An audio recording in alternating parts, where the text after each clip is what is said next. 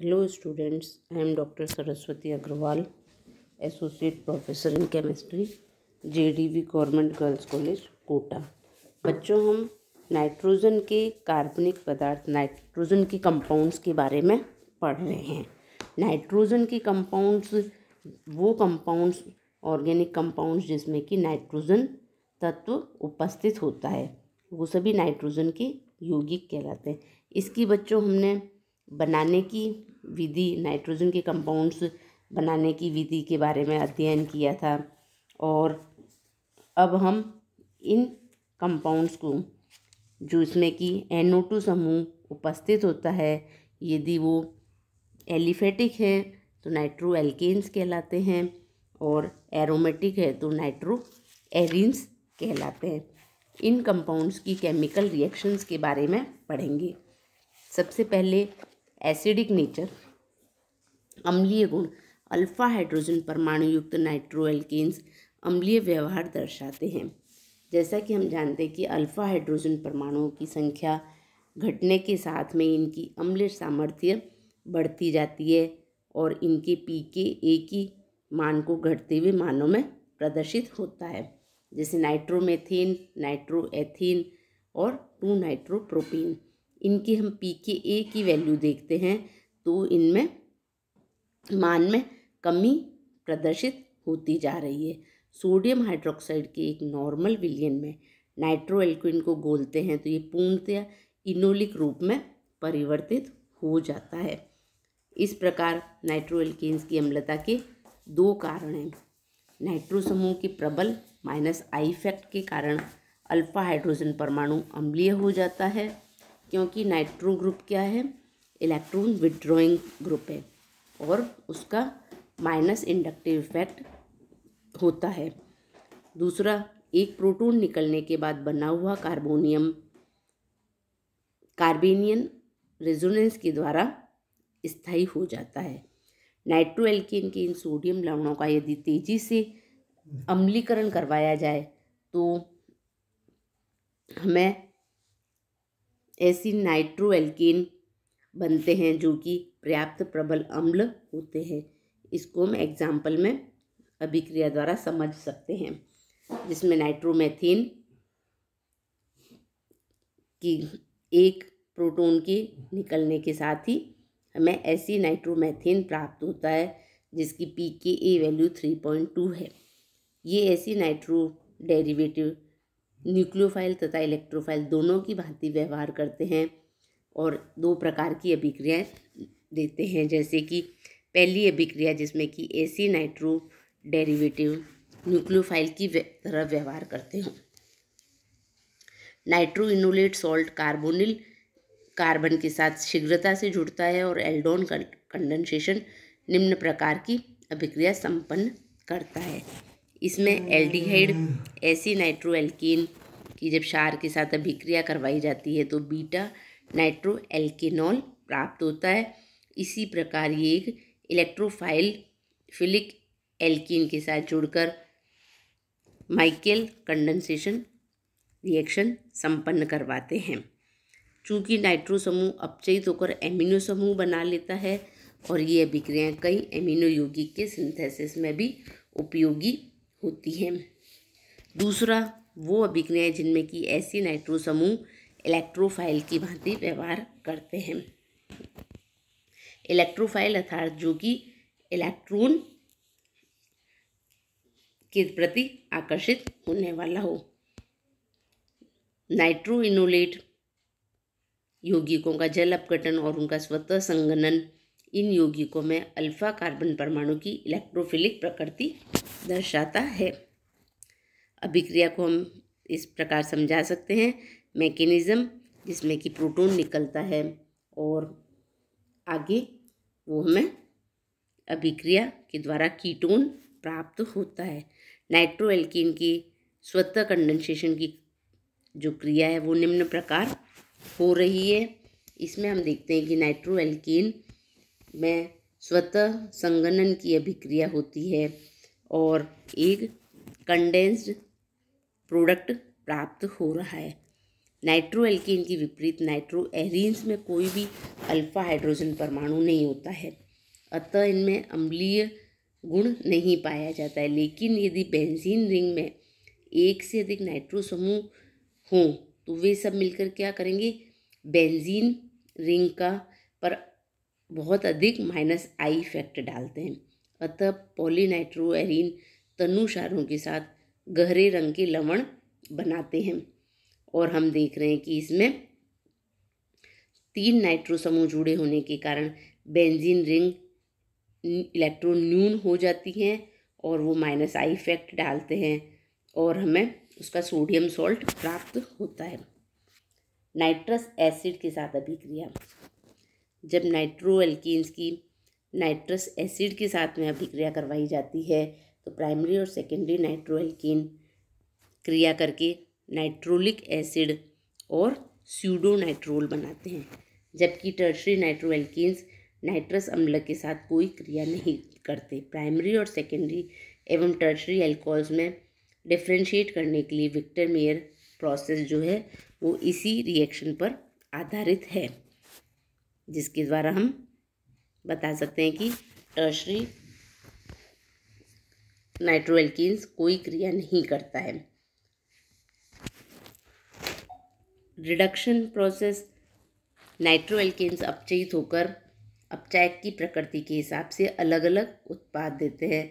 जो भी हमारे पास रिड्यूसिंग एजेंट होगा उसके अनुसार हमें उसका प्रोडक्ट प्राप्त होगा। जैसे लिथियम एल्यूमिनियम हाइड्राइड लेते हैं और तो हमें एमीन प्राप्त होते हैं, और जिंक और अमोनियम क्लोराइड लेते हैं तो हाइड्रोक्सिल अमीन बनते हैं। Dehydration process. ऐसी नाइट्रो यौगिक शीघ्रता से निर्जलीकृत होकर विस्फोटक उत्पाद बनाते हैं। नाइट्रोमेथेन तो विस्फोटक प्रकृति का है ही और कभी उसे क्षार के संपर्क में इसीलिए नहीं रख सकते।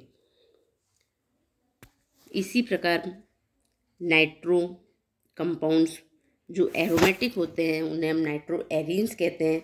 उनकी केमिकल रिएक्शंस या केमिकल प्रॉपर्टीज़ समझ सकते हैं। Mechanism of nucleophilic substitution reactions. ये एरोमेटिक कंपाउंड्स की स्पेसिफिक रिएक्शंस होती हैं। एरोमेटिक कंपाउंड्स की जो नाइट्रो ग्रुप जुड़ा हुआ होता है उनमें न्यूक्लियोफिलिक सब्स्टिट्यूशन रिएक्शन देते हैं।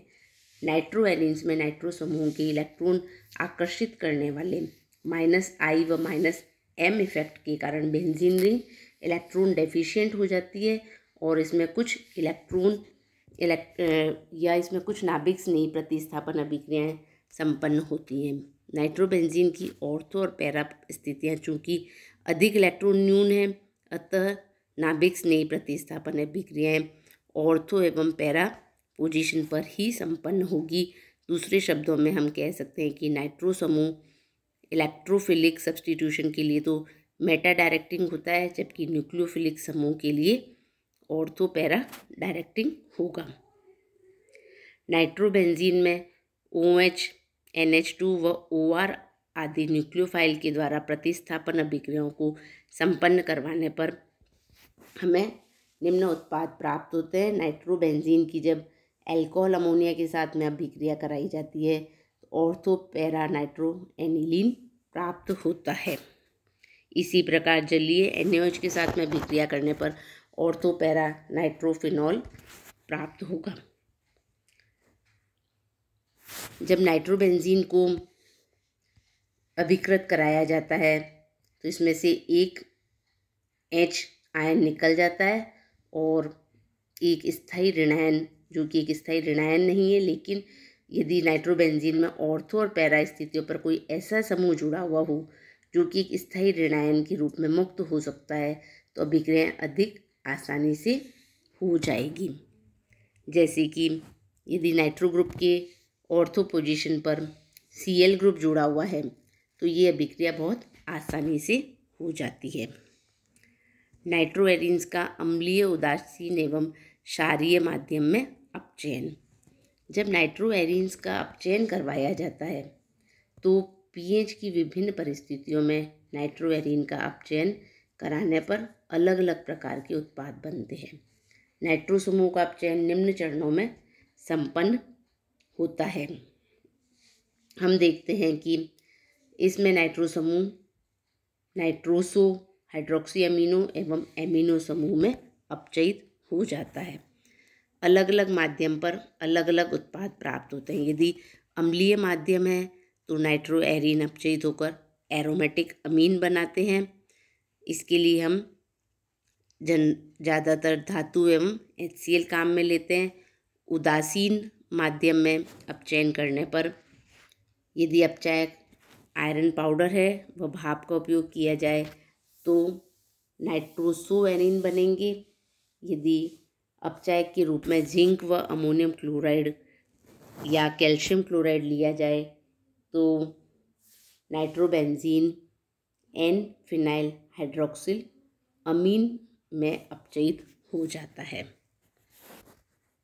यदि क्षारीय माध्यम में अपचयन करवाया जाए, क्षारीय माध्यम में अपचयन करवाने पर नाइट्रोबेंजीन का अपचयन बाई न्यूक्लियर अर्थात 2 बेंजीन रिंग वाले उत्पाद में परिवर्तित हो जाते हैं। इस प्रकार यौगिक नाइट्रोसो व्युत्पन्न व हाइड्रोक्सिल अमीन व्युत्पन्न की इंटरेक्शन के द्वारा बनते हैं। नाइट्रोसो बेंजीन फिनाइल हाइड्रोक्सिल अमीन के साथ अभिक्रिया करके एजॉक्सी बेंजीन देता है, जो कि आगे एजोबेंजीन में कन्वर्ट हो जाता है। फिर ये हाइड्रोजोबेंजीन बनाएगा और हाइड्रोजोबेंजीन एनिलीन में परिवर्तित हो जाता है। अंतिम उत्पाद कौन सा बने यह अपचायक की प्रकृति पर निर्भर करता है। जैसे कि सोडियम आर्सेनाइड के साथ में अपचयन करवाते हैं तो एजॉक्सीबेंजीन बनेगा। यदि नाइट्रोबेंजीन को क्षारीय सोडियम स्टेनाइट या जिंक व मिथेनॉल NaOH के साथ में अपचयित करवाते हैं तो एजोबेंजीन प्राप्त होता है। यदि नाइट्रोजन को जिंक चूर्ण व KOH विलयन के साथ में अपचयन करवाते हैं तो हमें हाइड्रोजोबेंजीन प्राप्त होता है। अर्थात अलग अलग माध्यम में नाइट्रोबेंजीन अलग अलग उत्पाद बनाता है। जब नाइट्रोबेंजीन को अम्लीय माध्यम में करवाया जाता है तो हाइड्रोजोबेंजीन प्राप्त हो रहा है। अगली अभिक्रिया है विद्युत अपचयन, इलेक्ट्रोलाइटिक रिडक्शन। सर्वप्रथम इसका अध्ययन हेबर ने किया था और उन्होंने बताया कि विद्युत अपचयन 2 चरणों में पूर्ण होता है। प्रारंभिक विद्युत अपचयन में तो अम्लीय व क्षारीय माध्यम में निम्न उत्पाद ही बनते हैं। नाइट्रोबेंजीन को जब अम्लीय माध्यम के साथ में करवाया जाता है तो नाइट्रोसोबेंजीन बनता है जो फिनाइल हाइड्रोक्सिल अमीन एवं अंत में एमीन एरोमेटिक अमीन में परिवर्तित हो जाता है। ये उत्पाद फिर परस्पर अभिक्रिया करके द्वितीयक रासायनिक अपचयन द्वारा अंतिम उत्पाद बनाते हैं, जिसे हम संक्षिप्त में कह सकते हैं कि एल्कोहल में नाइट्रोबेंजीन के दुर्बल अम्लीय विलयन के विद्युत अपचयन से लगभग 90% एनिलीन प्राप्त होती है। यदि दुर्बल अम्लीय विलयन के उसमें विद्युत अपचयन करवाया जाता है। नाइट्रोबेंजीन के जब सान्द्र H2SO4 वाले प्रबल अम्लीय विलयन के विद्युत अपचयन से पहले फिनाइल हाइड्रोक्सिल अमीन बनता है, जो कि रीअरेंज होकर पैरा अमीनो फिनॉल बना लेता है। इस अभिक्रिया में देख रहे हैं कि नाइट्रोबेंजीन को जब सान्द्र H2SO4 अम्लीय माध्यम रखा गया है, जो कि एक प्रबल अम्लीय माध्यम है, तो वो पहले फिनाइल हाइड्रोक्सिल अमीन में परिवर्तित होता है, जो कि रीअरेंज होकर हमें पैरा अमीनो फिनॉल उत्पाद में परिवर्तित होता है। जब क्षारीय माध्यम में विद्युत अपचयन करवाया जाता है तो समस्त यौगिक बनते हैं, जो कि क्षारीय माध्यम के अपचयन में बताए गए थे। उपरोक्त के अतिरिक्त नाइट्रोएरीन अणुओं में एक एरोमेटिक रिंग की उपस्थिति से इनमें इलेक्ट्रोफिलिक सब्स्टिट्यूशन रिएक्शंस भी संपन्न होती है। लेकिन हम जानते हैं कि NO2 समूह इलेक्ट्रॉन विड्रॉइंग ग्रुप होने के कारण -I व -M इफेक्ट के कारण उनकी अभिक्रियाशीलता बहुत कम हो जाती है और तीव्र परिस्थितियों में मुख्य रूप से हमें मेटा प्रोडक्ट प्राप्त होगा। तो नाइट्रोबेंजीन की जो मेन अभिक्रियाएं हैं वो कौन सी हैं? नाइट्रेशन, जो कि इलेक्ट्रोफिलिक सब्स्टिट्यूशन रिएक्शन है। जब नाइट्रोबेंजीन को 100 डिग्री सेंटीग्रेड पर नाइट्रेशन करवाया जाता है तो मेटा डाइनाइट्रोबेंजीन प्राप्त होती है। इसी प्रकार हेलोजनेशन, सल्फोनेशन सभी अभिक्रियाओं में नाइट्रोबेंजीन या नाइट्रोएरीन्स जो हैं वो हमें मेटा प्रोडक्ट देंगे, क्योंकि NO2 समूह एक इलेक्ट्रॉन विड्रॉइंग ग्रुप होने के कारण मेटा पोजीशन पर ही हमें इलेक्ट्रोफिलिक सब्स्टिट्यूशन प्राप्त होगा। तो इस प्रकार हेलोजनेशन में नाइट्रोबेंजीन AlCl3 की उपस्थिति में क्लोरीन से विक्रिया करके मेटा क्लोरो नाइट्रोबेंजीन देता है। धन्यवाद।